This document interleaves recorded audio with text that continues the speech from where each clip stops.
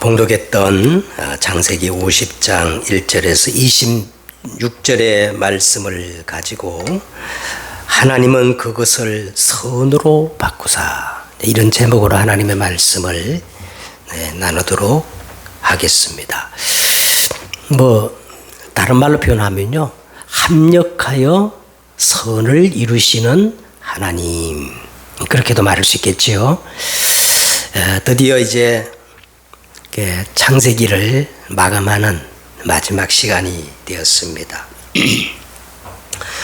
이번 파리 올림픽이 이제 끝났는데요.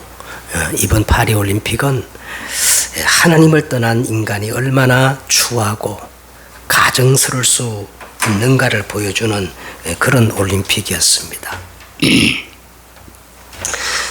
그 중에 보석처럼 별과 같이 빛나는 아름다운 장면을 제가 보았어요.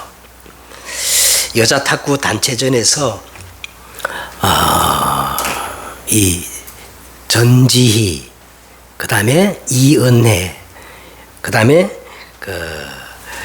누굽니까 또 신유빈, 이 세 선수가 시합하기 전에 여자 탁구 이 단체전에서 시합하기 전에 먼저 손을 붙잡고 기도하는 모습을 보았어요.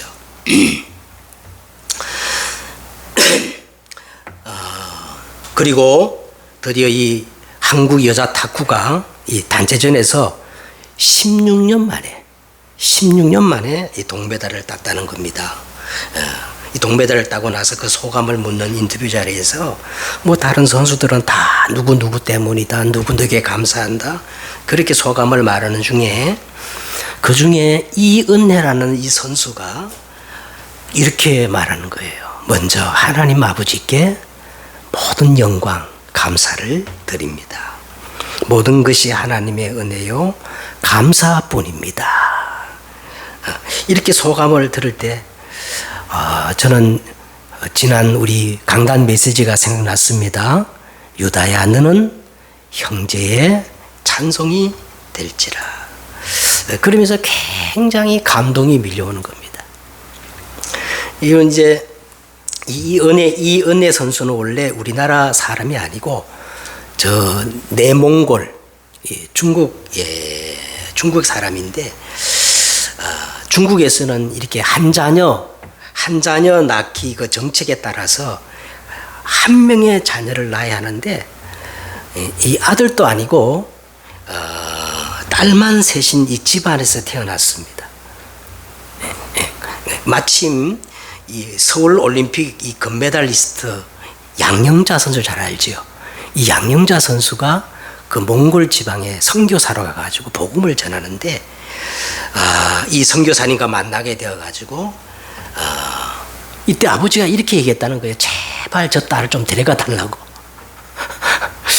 그래가지고 이 양영자 그 선교사님이요, 우리나라의 목사님과 연결시켜가지고 그 목사님이 양녀로 받아들여가지고 기화시켜가지고 이렇게 처음에는 막 영적 문제가 너무 심각해가지고 막 공황증이 심해가지고요, 그렇게 이렇게 적응을 못했는데 기도로 보듬어주고 헌신적으로 이렇게 양육해가지고 국가대표 선수가 되게 만들고 그리고 파리 올림픽 동메달을 딴 자리에서 하나님 아버지께 모든 영광을 돌린다는 이 신앙 고백을 하게 된 겁니다. 여러분, 최고의 자리, 최고의 순간에 하나님께 영광을 드린다는 것은요, 결코 이거 아무나 할 수 있는 일이 아니에요. 여러분, 우리 인생이 예수 그리스도로 말미암아 하나님께 영광과 찬송이 될 수만 있다면 그 사람은 성공된 인생을 사는 줄 믿습니다. 자, 창세기 50장은 여러분 오늘 읽었는데 세 가지 내용으로 나누어져 있습니다. 자, 첫 번째는 야곱의 죽음이 나와 있어요. 야곱의 죽음. 창세기 25장에부터 시작됐던 이 파란만장한 야곱의 일생이 드디어 끝나고, 자, 오늘 이 야곱의 장례식이 나오는데, 여러분 이 성경을 자세히 보면 야곱의 장례식이 막 정말 어마무시해요. 여기 보면은 그 애굽의 왕들이 하는 미라 처리가 되어지고요. 애굽 전역과 엄청난 사람들이 이 야곱의 장례식을 애도하는 모습이 기록되어 있어요. 또 놀라운 것은요, 이 야곱이 죽음으로 그 400년 뒤에 일어날 출애굽의 역사가 오늘 일어나는 역사가 일어납니다. 오늘 야곱을 어디다 장례식 하는 거예요? 어디에? 출애굽 해가지고 가나안 땅에 올라가지고 그 막벨라 굴에다 장례식을 하는 출애굽의 역사가 일어났다는 거예요. 두 번째는 이제 이 야곱 사후에 요셉과 형들의 관계 정리가 새롭게 이루어지는 내용이 기록되어 있죠. 지금까지 피상적으로 화해를 하고 용서를 한 것처럼 보이지만 이게 진짜인지 가짜인지 진위를 알 수 없어가지고 형들이 야곱이 죽자마자 굉장히 불안해하잖아요. 그래서 요셉과 형들의 진정한 이 관계가 다시 이루어지는 내용이 기록되어 있고, 그 다음에 마지막에는 어떤 내용이 기록되어 있지요? 마지막에 세 번째는 요셉이 죽습니다. 그런데 이 야곱의 죽음과 요셉의 죽음과 비교해 보면 아주 특이해요. 요셉은 죽어가지고 입가는 하는데 장례식이 없어요. 장례식이 미완성으로 끝나는 게 오늘 이 내용을 우리가 볼 수가 있습니다. 자, 그러면 오늘 먼저 서론적으로 이 창세기와 성경의 전체 흐름을 우리가 한번 정리해 볼 필요가 있습니다. 우선 이 창세기 전체를 살펴보면 창세기는 어떻게 시작되었죠? 태초에 하나님이 천지를 창조하시는 창조로부터 시작이 되어 가지고 마지막 죽음으로 끝이 나지요. 그죠? 시작이 있고 반드시 끝이 있다는 거예요. 이게 우리 기독교의 시간입니다. 우리는 기독교는 윤회 사상을 믿는 게 아니에요. 시작이 있고 종말이 있는 겁니다. 하나님의 창조는 대단한 이상적이었고 완벽하였고 아름다웠어요. 이 창조는 하나님의 계획이었고 하나님의 꿈이었습니다. 그런데 이 꿈이 누구 때문에 망가지죠? 창세기 3장 1절에 보니까 그런데 뱀은 하나님이 지으신 들짐승 중에 가장 강교하니라. 옛뱀 마귀의 미혹을 받아서 첫사람 아담과 하와가 뭐를 따먹고? 선악과를 따먹고 범죄함으로 죄가 이 땅에 들어오게 된 거예요. 그리고 하나님을 영원히 떠남으로 이 꿈이, 하나님의 꿈이 산산이 무너져 버립니다. 그 뒤 창세기 6장에 우리 인생들은 네피림에 완전히 장악되었고, 창세기 11장의 인생들은 서로 단합하여 힘을 모아가지고 끊임없이 뭐를 쌓아요? 그 탑 꼭대기를 하늘에 닿게 하는 뭘 쌓아요? 바벨탑. 과학을 발전시키고 지식을 끊임없이 바벨탑을 쌓고 있습니다. 하나님은 우리 인류를 구원하시기 위해서 우리 인간이 범죄하자마자 곧바로 복음을 주셨는데 그 복음이 바로 뭐였어요? 창세기 3장 15절 누구였어요? 여자의 후손이 와서 누구의 머리를 깨뜨릴 것이다? 뱀의 머리를 깨뜨릴 것이다. 그래서 창세기 6장 14절에 보니까 무조건 이 방주 대신 그리스도 안에 들어오면 누구든지 구원을 받습니다. 그렇죠? 부정한 자든 정한 자든 단 구원의 조건이 뭐예요? 방주 안에 들어와야 사는 거예요. 그래서 천하 인간에게 구원 얻을 만한 다른 이름을 주신 적이 없어요. 오직 예수뿐이에요. 아멘. 그래서 저와 여러분이 복음을 전해야 되는 거예요. 복음을. 그래서 창세기 12장 1절과 4절에 보니까 내 고향 친척 아버지 집을 떠나 내가 지시할 땅으로 가라 하십니다. 가라 하십니다. 자, 하나님은 이것을 온전히 회복시키려고 하나님이 딱 한 사람을 선택했어요. 한 사람 개인을 선택했는데 그 선택받은 사람이 누구였죠? 아브라함이었어요. 아브라함. 그래서 하나님은 이 아브라함을 통해서 정확히 믿음이 뭔가를 설명하시고, 그리고 이삭을 통해서 정확한 하나님의 복음, 이 언약이 뭔가를 설명하시고, 그 다음에 야곱을 통해서 성화, 그죠? 참된 치유를 통해 가지고 택함받은 한 성도를 하나님이 어떻게 완성해 가는가를 보여주시고, 맨 마지막에 요셉을 통해서 하나님은 하나님의 목적, 하나님의 모든 방향이 뭐라는 걸 설명합니까? 세계 복음화인 것을 우리에게 알려주고 있습니다. 그러니까 우리가 이 창세기를 마감하면서 창세기가 이런 내용이었구나, 그걸 정리할 필요가 있는 거예요.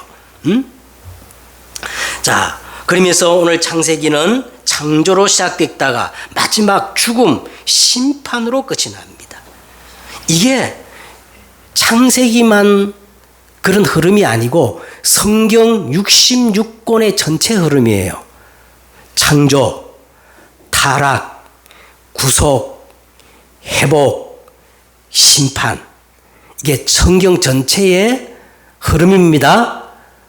다시 한번 할게요. 성경 전체의 흐름이 뭐라고요?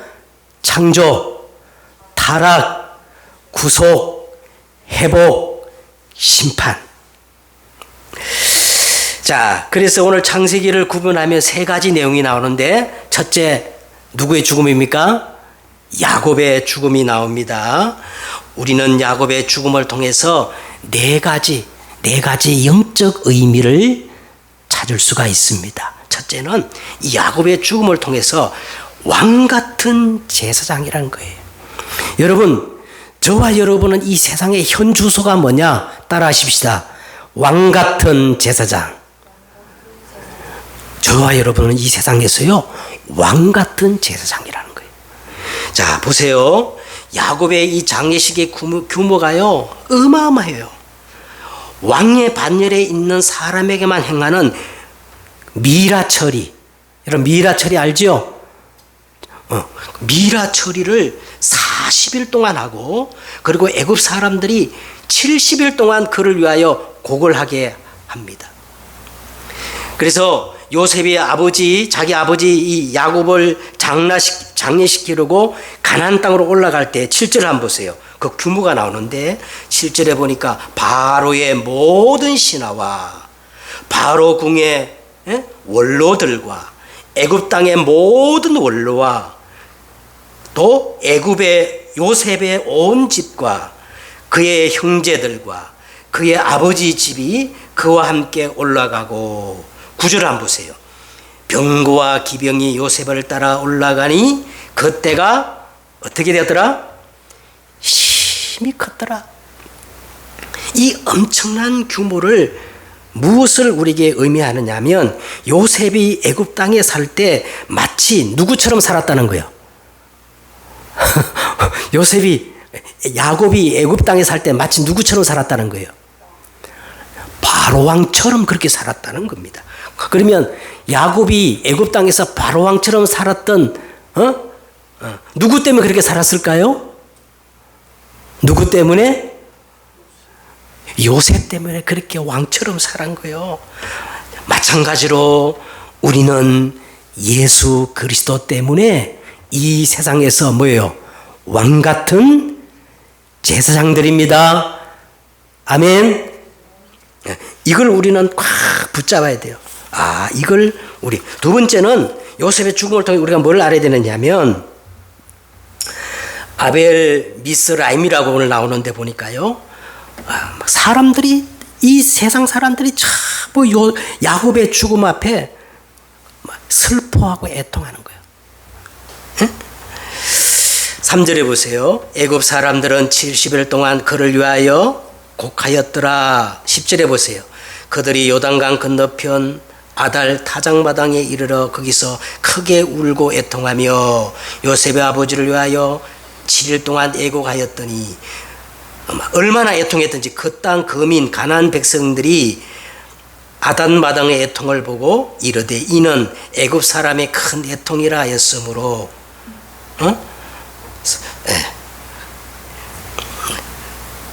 그 땅 이름을 뭐라 그랬어요? 아벨 미스라임이라 하였으니 곧 요단강 건너편이었더라.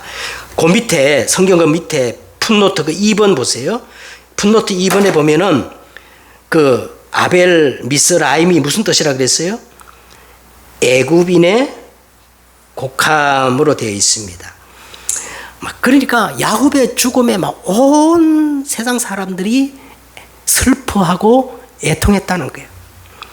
왜 성경 기자는 이 야곱의 죽음 앞에 이토록 슬픔과 애통을 자세히 강조하고 기록했을까요?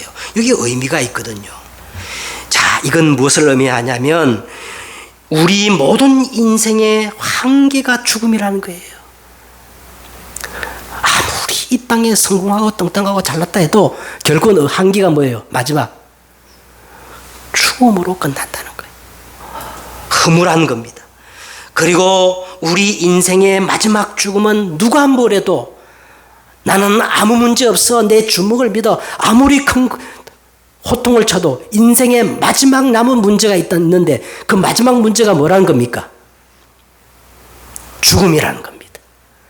그리고 또 한 가지, 죽음은 다 소멸되고 끝나는 게 아니라 죽음 뒤에 반드시 심판이 있고 영원한 대세가 있음을 오늘 이걸 강조하기 위해서 오늘 이 성경 기자가 그토록 야곱의 죽음을 부각시키는 거예요.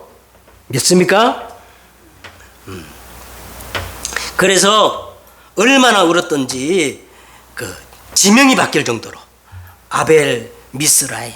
그러니까 죽음을 이길 인생은 없다는 거예요. 다 죽음 앞에는 허무요 공고입니다. 이것이 우리 인간의 실존입니다. 인간은 지금 어떤 상태냐? 죽어가는 상태예요. 죽어있는 상태예요. 그래서 우리에게 뭐가 필요하느냐?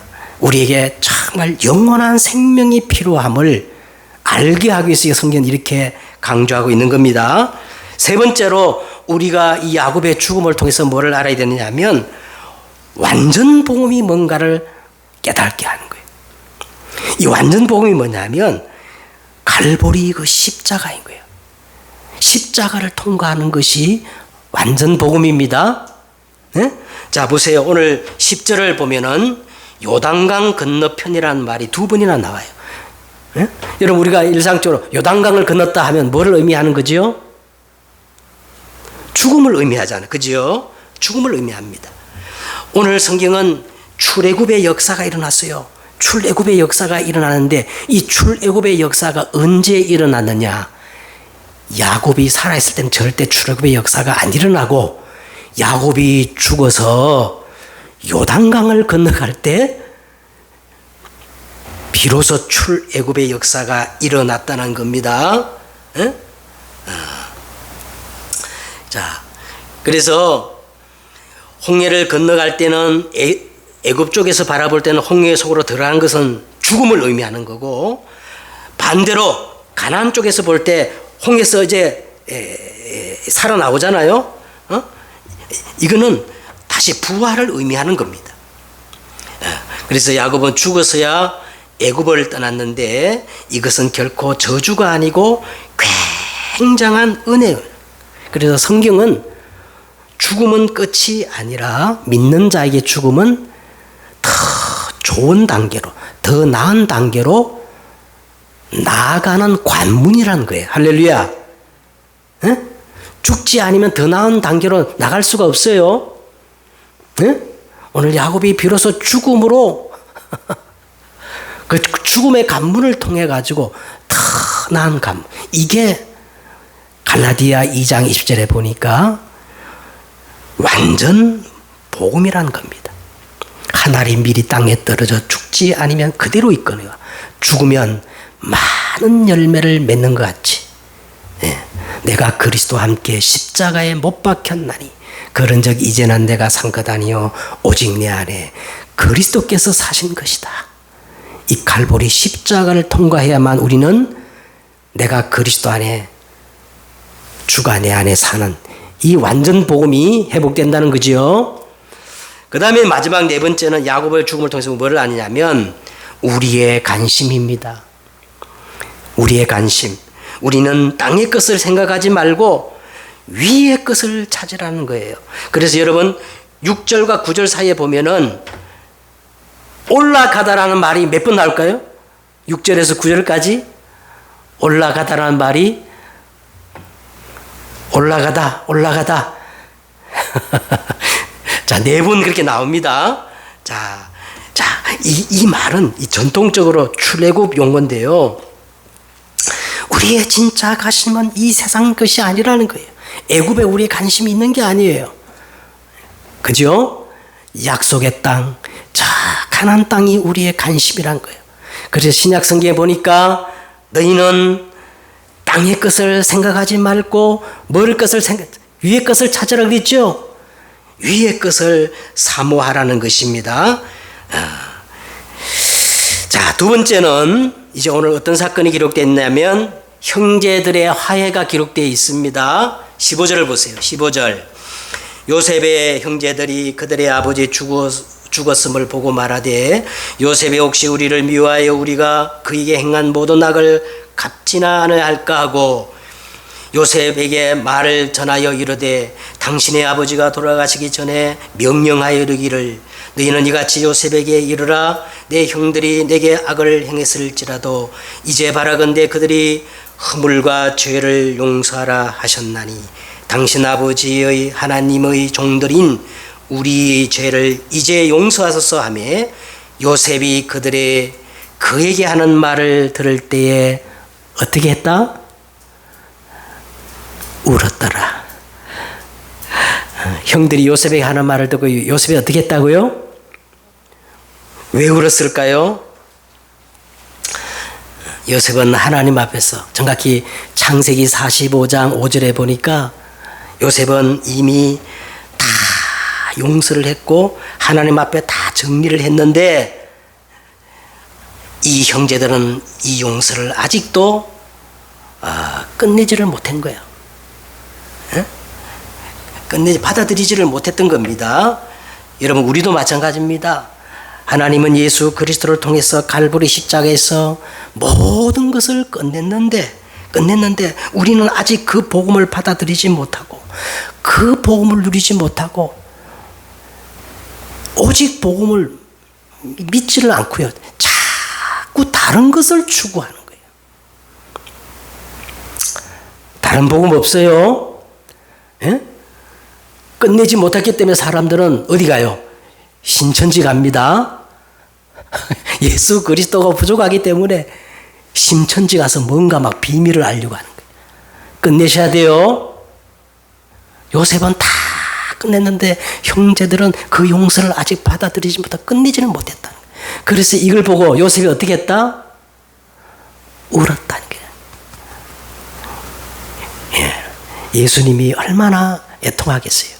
내가 다 끝냈는데 그거 부족하니까 다른 거 나는 필요합니다 하면 얼마나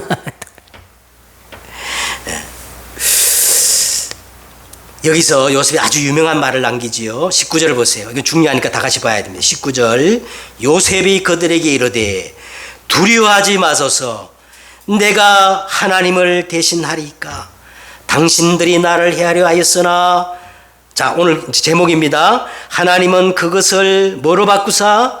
선으로 바꾸사 오늘과 같이 많은 백성의 생명을 구원하게 하시려 하셨나니 당신들은 두려워하지 마소서. 내가 당신들과 당신들의 자녀를 기르리이다 하고 그들을 간곡한 말로 위로하였더라. 이렇게 해서 요셉과 형들의 진정한 화해가 이루어지는 거예요. 여러분, 오늘 본문에서 제일 중요한 게 첫째는 야곱의 죽음이 나오고 마지막에 누구의 죽음이 있다고요? 요셉의 죽음이 나오는데 그 중간에 오늘 형들과 화해하는 내용이 나와요. 그렇다면 오늘 본문 구조상 가장 중요한 게 뭐냐면 요셉과 이 형들이 화해하는 것이 가장 중요한 의미를 갖고 있는 거예요. 그렇죠? 응? 예수님도 이렇게 말씀하셨습니다. 예수님도 마태복음 5장 23절에 먼저 해야 할 것을 말씀하시면서 그러므로 예물을 제단에 드리려다가 거기서 내 형제에게 원망 들을 만한 일이 생각나거든 그 예물을 잠시 제단에 두고 먼저 가서 어떻게 하라는 거예요? 형제와 화목하고 그 후에 와서 예물을 드리라. 자, 오늘 이 말씀 자세히 보세요. 이 말씀은 형제와 화목하는 것이 중요한 게 아니고 이것보다도 본질적으로 더 중요한 게 있다는 거예요. 그 중요한 것이 뭐냐면 예배인데 예배 성공을 위해서 먼저 가서 예수님은 먼저 형제와 뭐 하라?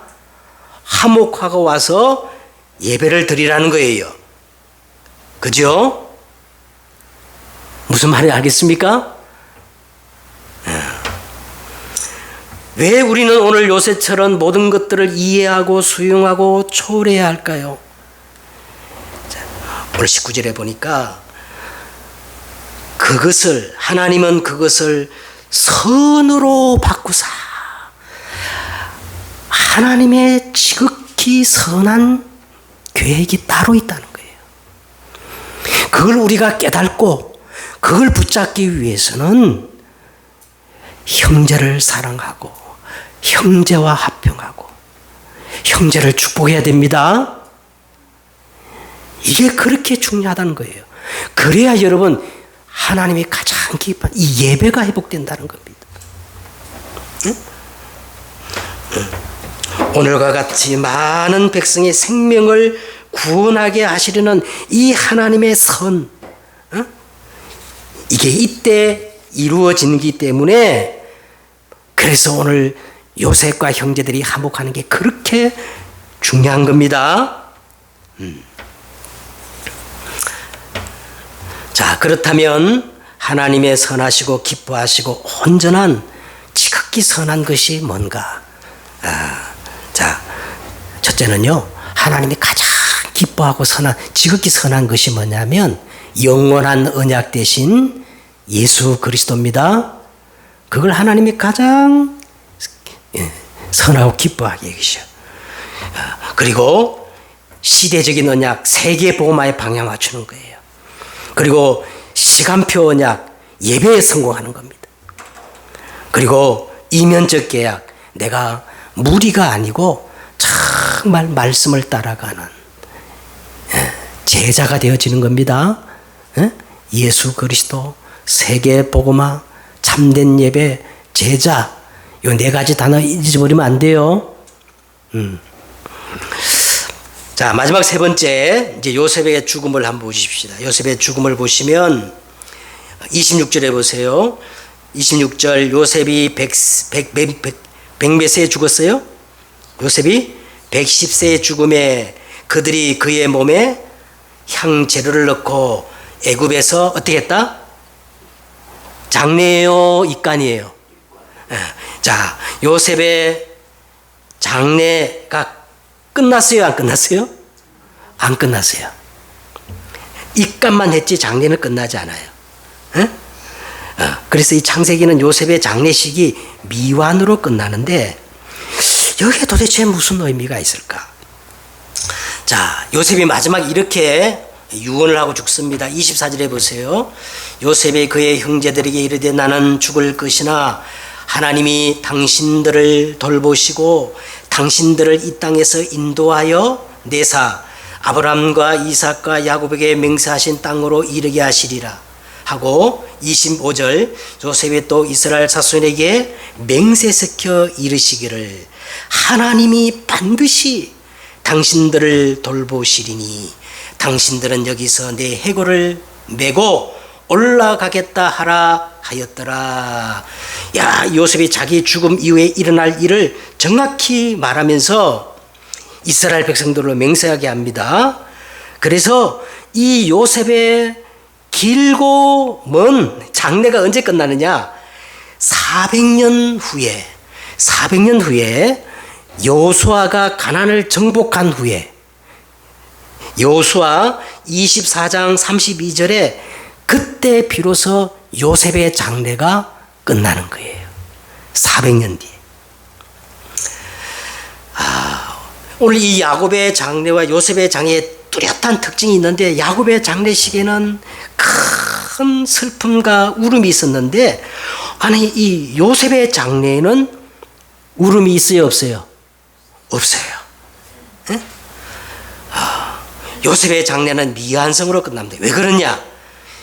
요셉은 이 야곱은 한 인생의 상징이었다면 요셉은 누구의 상징이에요? 예수 그리스도의 상징이에요. 그래서 예수 그리스도의 부활을 의미하기 때문에 요셉은 미완으로 장례가 끝나는 거예요. 그래서 오늘 여기서 우리는 또다시 예수 그리스도가 어떤 분인가를 다시 확인할 수가 있는 겁니다. 예수 그리스도는 사단의 권세를 깨뜨리신 만왕의 왕이셔요. 예수 그리스도는 죄와 사망의 법에서 우리를 해방시키신 대제사장이십니다. 예수 그리스도는 하나님 만날 수 있는 새롭고 살 길을 여신 누구예요?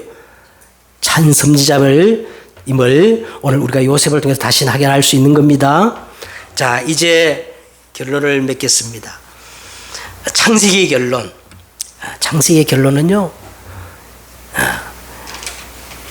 한마디로 창세기는 모든 근본을 밝히는 책이에요.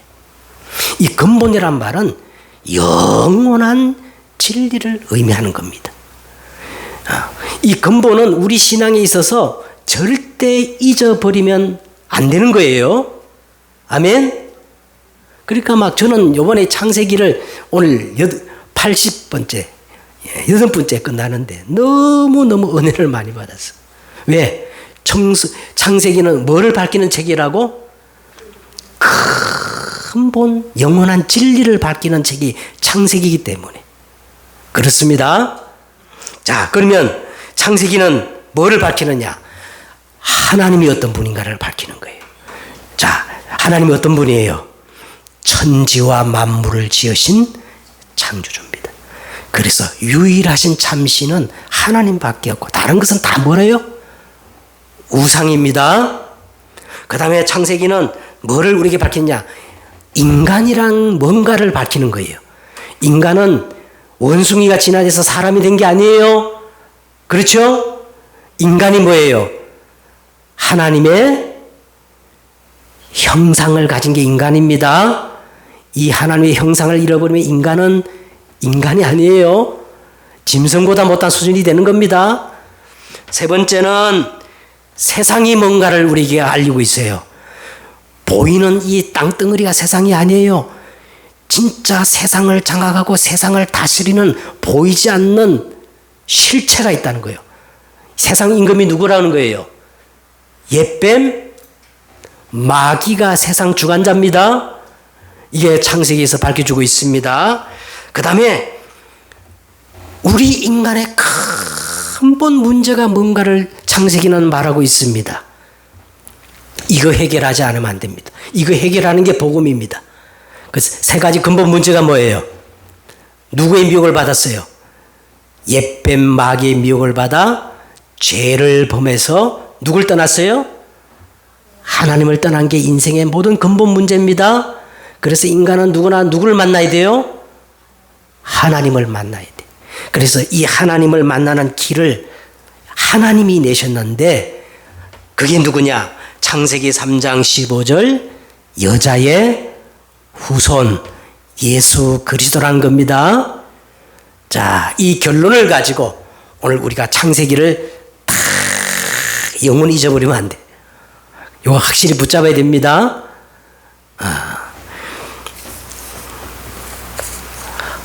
하나님의 모든 것이 합력하여 선을 이루시는 하나님의 역사가 여러분 가운데 충만하기를 예수 그리스도의 이름으로 축복합니다.